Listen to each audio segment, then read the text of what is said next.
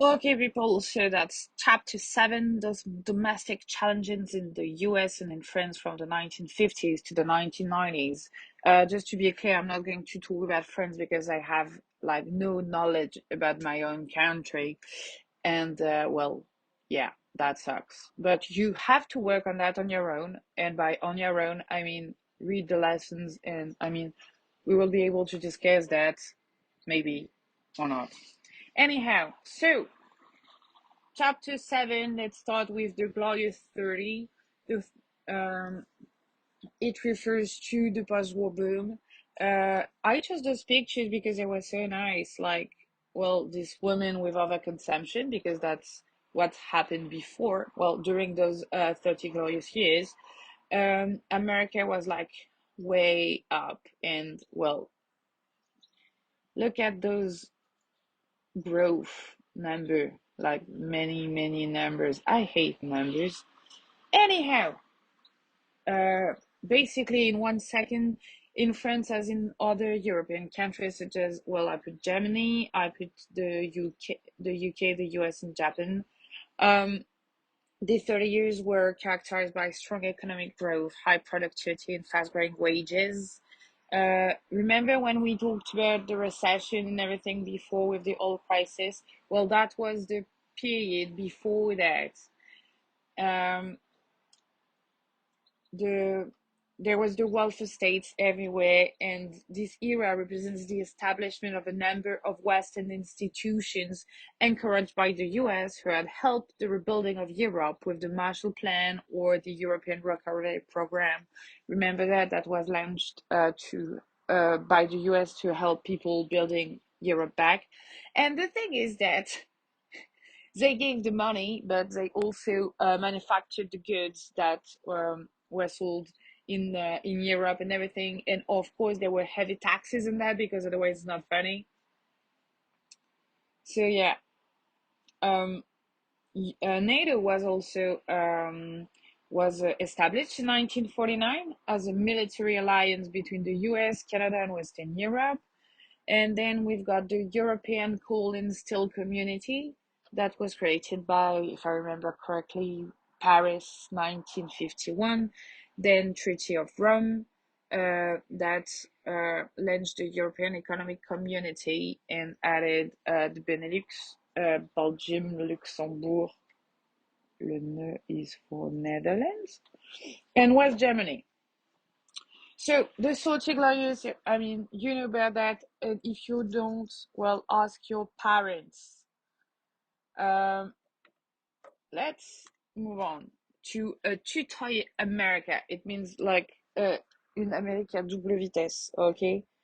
Um, I gave you some keywords like post-war boom, baby boom, government spending abroad, questions regarding the spending at home, greater gap between classes, um, and welfare states. So you should be able to define those words, and if you don't, we'll use a dictionary or Google. Um, so the war allowed the U.S. to to get out of the depression. The post-war economy kept on booming as the European Recovery Program kept a high level of exploitation with skyrocketing taxes on the products. So that was I was saying on the slide before that, and it was actually a third industrial revolution that started at that time.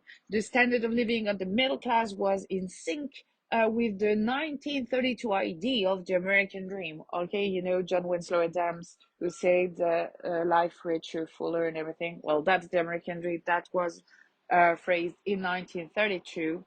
And well, I'm not going to start with this idea originated from John Winthrop and his awesome speech, A City Upon a Hill. Okay, I'm not going to talk about American exceptionalism, but you should know. Anyhow, the 50s were actually embodying that standard of living, that idea, that dream. On the other hand, the gap between minorities widened as segregation was still enacted and minorities did not have a chance to live the suburban life. Roosevelt's New Deal and different ABC policies that fueled some skylines, especially in NYC, paved the way to a fair deal, okay? But this phase here belongs to Truman. So the Fair Deal was launched in 1949 and was an agenda for social reform. Actually, at the beginning, it was like a 21 points plan, and it paved the way to important social reforms. The goal was, for example, to increase minimum wage, unemployment benefits, to create a Medicaid. Even Obama didn't do that. I'm not sure Obama managed to pass the Obamacare. I will have to check on that. Anyway, Truman lost support when the Democrats and nothing was really passed. But he really tried. The most important points, of course, were the health insurance plan and the aid in education, the abolition of poll taxes for Black people, and there was no real legacy for that fair deal because, in 1953, what happened? So it was not because Eisenhower became president, okay? I had nothing to do with that. It was because of the Korean War. Anyway, that's That is the slide after that. Contrary to American belief, Johnson did not think of poverty in America as a moral failure, but as a societal one. So let's think about this sentence. Contrary to American belief, Johnson did not think of poverty in America as a moral failure, but as a societal one. Okay, because you know that in America there's always this idea that you have to work hard to earn things. Nothing is going to be given to you. You have to work. This is really an individualist country. And well, here he's explaining that when people have two or three jobs to make ends meet, well, maybe the problem does not come from the person, but from the society. And this guy with his LBG is Lyndon Byron Johnson, and he succeeded Kennedy when Kennedy was shot in November 1963, and he enacted a war against poverty, which consisted in an expensive social welfare legislation. The term was the Great Society. Um, it's a sharp turn from American mentalities, and the war in Vietnam weakened his administration and limited the effectiveness of his policy, unfortunately. However, he is the guy who passed the Civil Rights Act. So, which means that basically he knew that the problem for um, for poverty, the fact that it was minorities that were poorer than white people, he understood that it was because of society, because how it functioned. And that's why we're going to move on to the civil rights. Um, oops. So I'm going to be short at the beginning. Uh, when in 1865 slavery was abolished and secession ceased, did you see the alliteration here? Abolished and secession ceased. Anyway, white America found a way to keep black people at arm's length. And though the 15th Amendment shall not abridge the right to vote on the basis of race or previous states of servitude, poll taxes, literacy tests, and grandfather clauses prevented black people to exercise their citizenship. And enfranchisement was not only about casting ballots, but a major issue to tackle inequalities. The 1896 Plessy versus Ferguson Scottish decision stated the separated but equal law, though lynching became a national sport among the former Confederate states. Um, the the 60s were famous for MLK's nonviolent action, but those were not the only fights. Um, well, the thing is that when the NAACP was created in 1909, it followed the way paved by Mary Church Terrell's National Association of Women of Color that was created in the 1890s. So women were still there, but we will talk about women after that. And I promise I will be short. But after the lynching of teenage Emmett Till in 1955 and the acquittal of the lynchers, the fight intensified. The first victories came with Brown versus Board of Education and the desegregation of schools. And after that, the 1965 Civil Rights Act was finally passed by Johnson to lessen racial discrimination. But see the face of the kids. I mean, that's tough. Uh, Not fun fact. Martin Luther King got a Nobel Peace Prize in 1964. Okay, he was assassinated in 1950. I said 54, it's 64. In 1964. He was assassinated in 1968, April 14th, I think. Or April 9th. No, April 9th. No, that's the end of it. Anyway, in April, that's cool. Just say April. Um, the thing you have to remember about Black people fighting for the right to vote is that it was not about enfranchisement. Okay, it was not just to vote, it was because of the weight carried by the ballot. They could vote to, for example, make laws to stop lynching, for example, to end segregation, for example. And the thing is that for women it was like double jeopardy. And we call that the intersection of race and sex. Black women who led the fight, and here you see her, Mary Church Terrell. You also have Ida B. Wells, Sojourner Truth. Those women who were something, they were women and they were black. And basically, for fortunately for them, they may not have been gay. So if I did, well, it would have been like triple jeopardy. Anyway, who were those hidden figures? Uh, well, the fight for Black equality has a long, complicated history in the US, and across that history, there are many men and women who have put themselves on the line to fight discrimination and racism. So, while the civil rights movement of the 1960s produced many great leaders like MLK or John Lewis, there are many Black activists who've taken a stand both before and after to push racial equality forward. So I talked to you about Ida B. Wells, so that's her. She was born into slavery, and she began teaching at age 14, and because she saw her friends being killed by lynchers, she started an anti-lynching crusade in the U.S. in the 1890s. So that's something. Um, she later was active promoting justice for Americans, and she became a journalist and wrote about that. Um, then you've got Ralph Bunche. Okay, Ralph Bunche was awarded the Nobel Peace Prize for his successful mediation of a ceasefire between four Arab nations and the state of Israel. Okay, so if you've listened to the little points on the oil crisis, you see how huge a deal it was, because I mean there are still wars between Israel and Arab countries, and he managed to get a ceasefire. So that's amazing, and it was black. So he he was the face of success and racial progress in segregated America. Um, you know the Little Rock Nine. Okay, let's talk about Daisy Bates, and she was unconventional and maybe forgotten.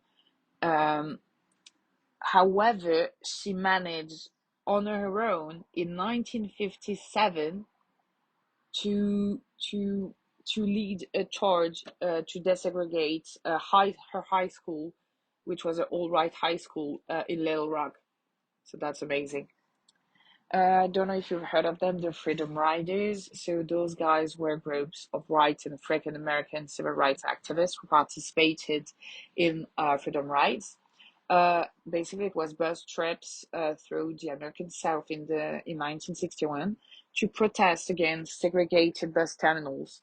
So freedom riders tried to use whites-only restrooms and lunch counters at bus stations in Alabama, in South Carolina, and in other southern states. Remember what happened to Rosa Parks when she sat in a bus? Well, those guys went the extra mile. And well, the thing is that their bus was targeted, and it caught on fire because people like throw Molotov cocktail to it on it, and well, they were lynched after that and brutally beaten by members of a mob that put fire put the bus on fire. So basically, yeah, the Freedom Riders was something else. Let's talk about the Black Panthers quickly. The Black Panthers was a political organization founded in 1966 by Huey Newton and Bobby Seale to challenge police brutality against the African American community. Needless to say, they failed, and well, we know that because George Floyd, because Breonna Taylor, because Michael Ferguson, because every black person that was killed by the police. And I'm just talking about the last 3 years. Anyway, the thing is that those guys started things like children breakfast club, things like that, to really help their community. And then the FBI, led by John Edgar Hoover, decided that those were one of the greatest threats to the nation's internal security. So you see those guys with his little hat and everything. Well, those guys were one of the greatest threats to the nation. Yeah, that's funny. So, to summarize, I love this cartoon because you can see the double jeopardy and you can see Martin Luther King saying, I had a dream. I will talk about Shirley Creswell later on. Uh, just wanted to say that between 1964 and 1965, more laws were passed to put a stop to segregation and systemic racism, but it took a commission to understand that laws can't change people's mind. So if we go back on James Meredith's attempt to promote voting registration and got shot, or the Selma March that was met with whips, and if we talk about Fannie Lou Hamer, who was beaten for the same reasons, if we talk about Rodney King, and the 1992 riots in Los Angeles, the report was published in 1967, and they found the same questions that are still not answered today. What is happening?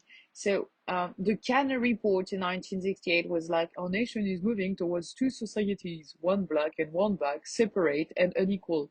And you just want to say, no, really? And you found that on your own and you did a report? I mean, the thing is that white people have always kept black people in the lower parts of society to ensure their white superiority. And they, we've seen that with the, I don't know, maybe we have not, but economically speaking, that's what happened in Australia uh, afterwards. I'm not going to elaborate on that, I promise. Women, a black class called Schlafly. Here's a tapestry of some of the women that changed their world and allowed us to take anything for granted. So, you've got Gloria Steinem, you've got Alice Paul, Eleanor Roosevelt, Shirley Chisholm, you've got Sandra Day O'Connor, Margaret Sanger, Betty Friedan, Carrie Chapman Catt, and you've got Phyllis Schlafly because I mean I had to put her on, though I'm not happy about it. So I'm going to try to be quick. Uh, or at least not way too long. Just that the first time women talked about enfranchisement was in 1848, and it was the Seneca Falls Convention. And the amendment was passed in 1920, and that in between, yes, in some states, women did vote. But though for black folks it was a question of survival, for women it was to step out of their statute of civilly dead once married. If Susan B. Anthony, Lucy Stone, Elizabeth Cady Stanton, Abigail Adams, and her famously known "Don't Forget the Ladies" written to her president of her husband, women have always wanted to be recognized as people. And the 60s was the second wave feminism, though franchise was enacted all across the country in the 20s. In 1923, Alice Paul started to ask for the never ratified ERA, Equal Right Amendment, though brought to Congress in 1973. Anyway, Margaret Sanger started to talk about body control as if women could control their wombs. I mean, even today it's not happening in America. The 60s and the having it all motto did not free women, though they were freer. The thing is, women have always worked outside their home, but not all women. So when we talk about women's rights, we often talk about middle class white women. That's why the ERA was so important. It was not about freedom, but about recognition and touch a wider part of the female population. The 60s emphasized a woman's right to be human, to be a person, to be relevant to society without a man's approval. So to keep that in mind, think about Better Freedom Feminine Mystic, the creation of the National Organization for Women, the creation of Mrs. Magazine, the 70s, you've got Roe versus Wade, the legalization of abortion. We're not talking about 2022. And the ERA did not do anything because of Phyllis Schlafly. Still think that Sally Ride went to space in 1982. I think that in 1988, Sandra Day O'Connor is courteously appointed as a member of the Supreme Court. That was nicely said. Courteously appointed. Don't do that for your exam. And of course, in 1993, it was RBG's turn. So it was really important, women at the time. You can see some of the quotes. I hope you can read them. Those are really nice. And well, I just wanted to highlight the one by Gloria Steinem. A feminist is anyone who recognizes the equality and full humanity of women and men. And well, the feminist movement slowed down in the 1950s because of the lavender menace. So it was the gay part of the feminist movement. And well, they were not only feminists, they were like men haters. And because of that, the word feminist is now called the F word. So that's too bad. Um, what else can I say? I don't know. Just like the 1990s is really a stop to feminism, though it will start again with the Me Too movement afterwards. But it's tough. You feel like it feels like every time women make a step forward, it's like one step forward, two step backwards. So that's too bad. And last but not least, no, not last, because I will talk about American Indian quickly, but here, rights, but not straight away. I don't know if you get the pun. I'm really not proud about it. I'm not proud of it, really not. Anyway, three not fun facts. So you've got a stamp. It's Harvey Milk. He gave a speech called Hope in 1978, and it was amazing. It was the first openly gay politician to be elected to office. He was assassinated, and there is a movie with Sean Penn in it. Not fun fact number two. In 1994 was enacted the Don't Ask, Don't Tell policy preventing military officers from asking service members about their sexual orientation, while homosexual service members were not allowed to talk about their sexual orientation. Uh, this policy preventing openly gay people from enrolling in the armed force, and we have to wait for Obama to have it taken away, to have it repealed, and that sucks. The thing is that before that they could not enlist at all, and with the Don't Ask, Don't Tell, well, it's just uh, denial. So that was it. Not fun fact number three. The American Supreme Court ruled in June 2020 that employers who fire workers for being gay, lesbian, transgender are breaking America's civil rights law. And well, that actually passed. So basically, gay rights in America started after the Stonewall Riot in 1968 in NYC. At that moment, the police entered a gay bar and violently beat everyone there. For your information, FYI, that's why Pride Month is in June, because the attack was on in June. It was in June. It was on the 28th, the 27th or 28th of June. Anyway, you may ask yourself what happened afterwards. Well, Harvey Milk arrived, of course. Amistad Maupin wrote books like The Chronicle of San Francisco. The Lavender Menace got eaten by Judith Butler, Gender Theory, and the Don't Ask, Don't Tell was passed. But since the beginning in Hollywood, there was this hate code that prohibited many things, such as black and white people kissing or gay content.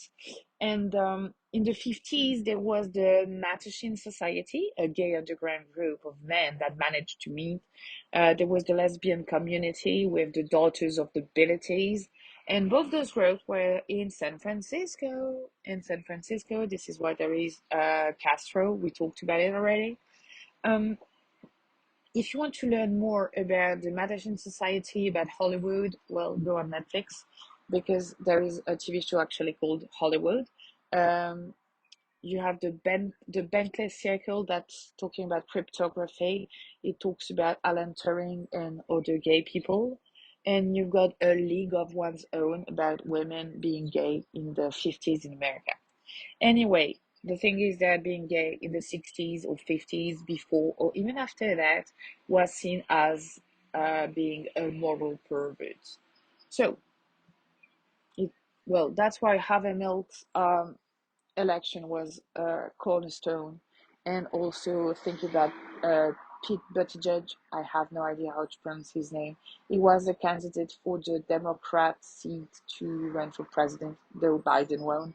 The guy was gay and he wasn't always seen with his husband, so that's nice. You've got Karine Jean-Pierre, who is gay, and she's the spokesperson of the White House. Lindsay what was her name? Lightfoot, the mayor of Chicago. She was black and gay, just like Karine Jean-Pierre. So now it's happening, but at the time it was not. And well, the AIDS epidemic did not help anything. Um, Not fun fact, I forgot to write this one. The Pride Parade in 1978 so for the first time the rainbow flag, and it was designed by Gilbert Baker, who was an artist, a gay rights activist, and it started in 1978. Okay, this is the last one, I promise. And this is Alcatraz. And well, from November 1969 to June 1971, the rock was occupied by American Indians. Why, would you ask? Well, because they protested to be only second or third-rate citizens, whereas they were the first on scene way before the Puritans. And I'm not going to talk about the Puritans, I promise. So those amazing holiday pictures show that the occupation was a pivotal event in the development of the modern Indian rights movement. So let's keep in mind that in the 19th and 20th century, Indians were removed from their ancestral lands. You can think of the Trail of Long Tears or the Oregon Trail in the 1830s, and they were placed into reservations. The thing is that the American Manifest Destiny was to colonize the whole continent, so Indians were pushed away once again. Just as there were boarding schools in Australia and Canada that killed thousands of Indians, or at least the Indian inside the man, well, that was the same thing in America. And it was very tough on them because they did not want to be seen. They didn't want to identify as Indians because, well, that was tough on them. Thing is, on August 24th, 1970, President Nixon repealed the Termination Act of 1953. And what was that act, you may ask? It was intended to dismantle the reservation system, to transfer the natural resource wealth of the reservation to private non-Indian corporations, and to place Indians at the mercy of local, state, and county governments. So, in the years that followed, many Indian tribes would win great control over education and economic development on the reservations, and Indian activists would bring land claim suits demanding and receiving monetary settlement for past dispossession. In an atmosphere of rising Native American pride, the number of Americans identifying themselves as Indians doubled between the 1970s and the 1990s, and this was because of the occupation of Alcatraz by Indian people, and that's just awesome. Okay, sorry I was a bit long. Bye, guys.